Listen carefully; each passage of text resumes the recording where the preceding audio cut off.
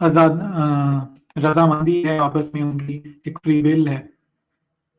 अच्छा, आपस की रजामंदी की बुनियाद पर चूंकि वो दोनों एक साथ रह रहे हैं, अब मान लें मुआशरे में 50 से 60% मर्द ऐसे ही हो गए, ठीक है, जो आपसी रजामंदी के साथ मर्दों के साथ रहना चाहते हैं, तो मुझे बताएं कि उससे ह्यूमैनिटी को नुकसान होगा या नहीं होगा?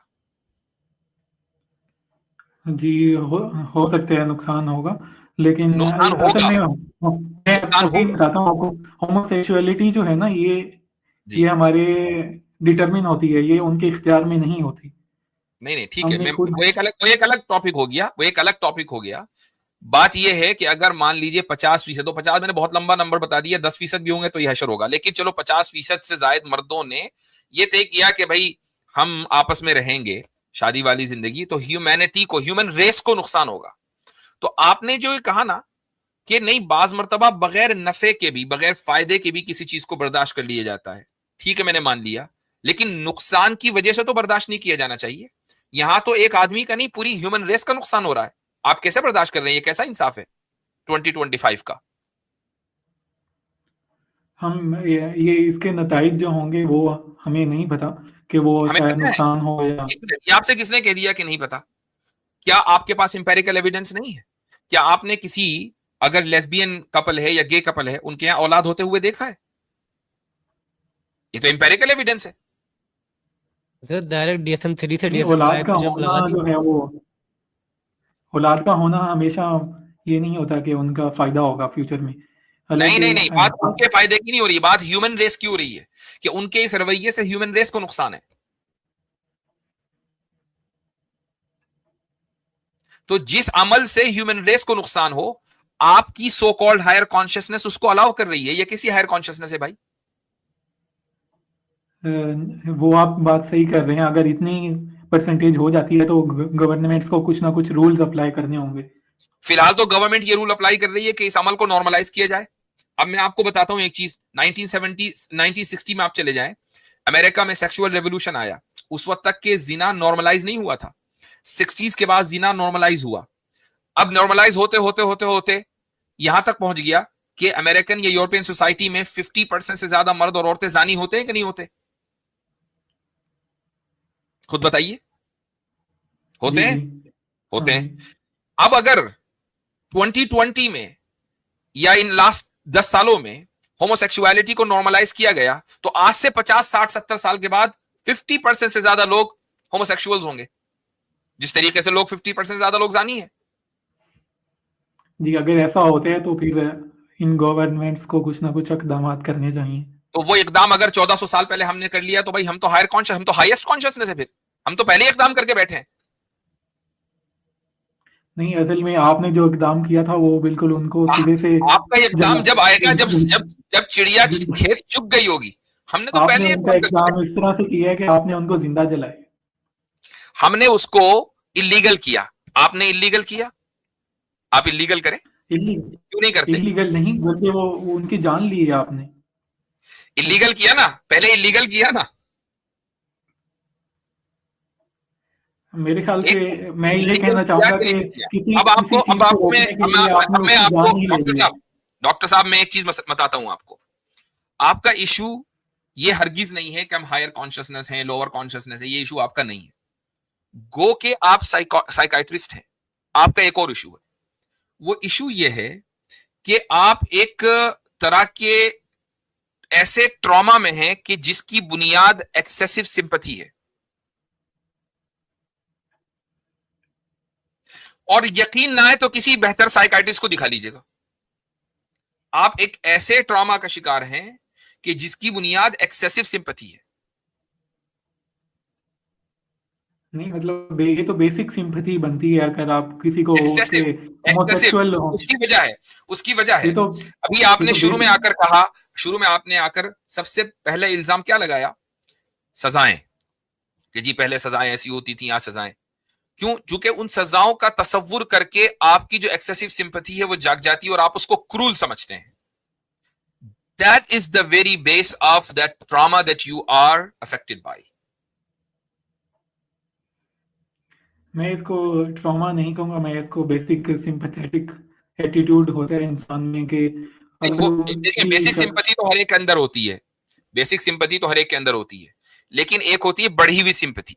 मसलन आप अगर टीवी के ऊपर कोई फिल्म देख रहे हैं, मान लीजिए कोई इंटरनेट वगैरह पर, और कोई ऐसा सीन आपके सामने आ जाए कि जिसमें बहुत वहशतनाकी दिखाई गई हो, गर्दनें कट रही हो, हाथ कट रहे हो, आप उसको नहीं देख पाएंगे।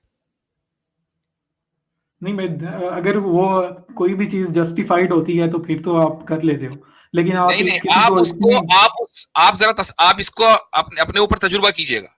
साइकाइट्रिस्ट आप हैं, लेकिन प्रिस्क्रिप्शन में लिख रहा हूं, आप इसका तजुर्बा कीजिएगा कि कभी एक ऐसी मूवी देखें कि जिसमें ऐसे हैवानी मंजर दिखाए गए हों कि हाथ कट रहे हो, गर्दनें नप रही हों, और वो देखिएगा, और फिर देखें आप वो देख पाते हैं कि नहीं। ये तजुर्बा बिल्कुल अपने ऊपर हमने करिए। हम नहीं है, ये तो हमारे अंदर इनकलकेट किया जाता है। हमने खुद लोगों की टांगे कटी हुई देखी हैं, उनको उनके जिस्म जो हैं इतनी बुरी तरह मसख हुए हुए देखे हैं, रोड ट्रैफिक एक्सीडेंट्स देखे हैं हमने, तो हम्म हमने तो देखा है। तो ठीक इंसान है, में बेसिक एक सिंपैथी तो होती है। बिल्कुल बिल्कुल, इसमें कोई शक नहीं है। तो मैंने रूट कॉज भी बता दिया है, आप उसको तस्लीम ना करें वो एक अलग बात है, लेकिन आई होप कि आप एक दिन उसको तस्लीम करेंगे। एक लास्ट पॉइंट आपसे मैं बता रहा हूं, और कैसर भाई ने जो बात कही वो जबरदस्त है, उसी की बुनियाद पर मैं आगे लेकर चल रहा हूं कि ये जो आपके जहन में बात है ना कि हम एक हायर कॉन्शियसनेस में हैं, क्योंकि हम टाइम में आगे निकल चुके हैं। आपके पास इसके अलावा कोई दूसरी दलील नहीं है सिवाय इसके कि आप टाइम में आगे हैं। यानी टाइम को आपने कॉन्शियसनेस की बुनियाद बनाया कि जो टाइम में पीछे होगा वो लोअर कॉन्शियसनेस वाला होगा, जो टाइम में आगे होगा वो हायर कॉन्शियसनेस वाला होगा, और यही बुनियादी गलती है। और इसी को मैं एक डॉगमेटिक बिहेवियर कहता हूं कि टाइम कोई दलील नहीं है। Time is just time.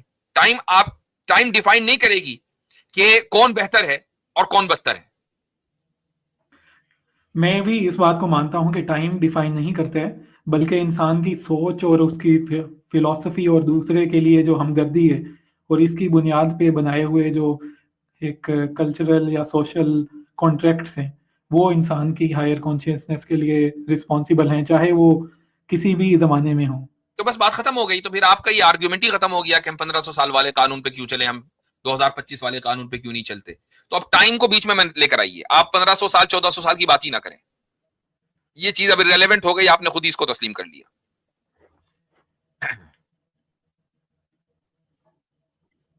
जी, असल में बात वो मेरा मसला जो था, मुझे प्रॉब्लम था उस ज़माने की सज़ाओं से, जो जो मैंने कि मैंने बोल दिया, आपको कहने नहीं की जरूरत सपोर्ट नहीं करती। थी। This is called excessive sympathy trauma. आपको मसला उसके अलावा कुछ है ही नहीं, आपको मसला उसके अलावा कुछ है ही नहीं। और डॉक्टर इसरार साहब को आपने सुनकर जो ये अक्स किया, चूंकि डॉक्टर साहब के यहां सबसे ज्यादा जोर निजाम पर है, डॉक्टर साहब को सुनते हैं, निजाम के ऊपर है। जी, ये अच्छा, उस निजाम का बिल्कुल। क्रिमिनल जस्टिस, क्रिमिनल कोड इस्लाम का उस निजाम का हिस्सा है भाई। आप उस निजाम को का तस्वुर ही नहीं कर सकते जिसमें क्रिमिनल कोड ना हो। अब क्रिमिनल कोड में हाथ भी कटते हैं चोर के, और मर्डरर की गर्दन भी नपती है। अब आपको वहां से परेशानी हुई क्या, ये कैसा निजाम है, इसमें तो क्रूरटी है, यही एक्सेसिव सिंपैथी है। तो मैंने तो आपका जो जो जो सिम्टम है उसको देखकर रूट कॉज बता दिया बीमारी का। मेरे ख्याल में तो इंसान में जो बेसिक सिंपैथी है वो प्रायर होनी चाहिए, और इस तरह की मतलब एक इंसान जो कि इसी तरह से पैदा हुआ है और उसकी टेंडेंसीज सेक्सुअल ओरिएंटेशन शुरू से इसी तरह की थी, और उसकी बुनियाद पे उसको जिंदा अगर जलाया जाए अगर या ये उसकी बात है गर्दन कि हर काट दी। इंसान में बेसिक सिंपैथी है और हर इंसान बेसिक सिंपैथी के साथ पैदा होता है, तो आप हरगिज ये ना कहें कि 1500 साल पहले जो सोल्यूशन था वो ठीक था, 1500 साल पहले भी गलत था। फिर ये कहिए, चूंकि बेसिक सिंपैथी हर जमाने में एक सी होती है। हाँ, ये आप सही कह रहे हैं, कह सकते हैं इस बात को, लेकिन इसका असल मतलब में तो उस ये वक्त हुआ, इसका मतलब ये हुआ कि इंसानी तारीख ने आज तक कोई सोल्यूशन दिया ही नहीं सिवाय 2025 में जो सोल्यूशन है। हम ही मॉरल हैं, हम ही कॉन्शियस बीइंग हैं, हम ही सबसे बेहतर हैं। हमसे पहले ना कोई बेहतर था, ना कोई कॉन्शियसनेस वाला था, सब गलत थे। That is the gist of your claim. मैं ये दावा नहीं करूंगा कि आज की दुनिया में जो हम जिस तरह से हम रह रहे हैं वो सबसे ज्यादा हायर मोरालिटी की मिसाल है। मैं ये दावा करूंगा कि हर हर, हर इंसान जो कि सोचेगा, फिलोसॉफिकली समझेगा, कल्चरल और सोशल कॉन्ट्रैक्ट को अगर हम बनाएंगे और उसके लिए रीजनेबली कोई रूल्स बनाएंगे, सोचते हुए इंडिविजुअल को और सोसाइटी दोनों को मद्देनजर रखते हुए, फिलॉसफी की बुनियाद पर, एम्पैथी सिंपैथी की बुनियाद पर बनाएंगे, वो चाहे जिस दौर में भी हो, वो बेहतर हो जाएंगे लोग। आई डोंट नो क्या कह रहे हैं आप, लेकिन मैं जो बात वैसे तो मैं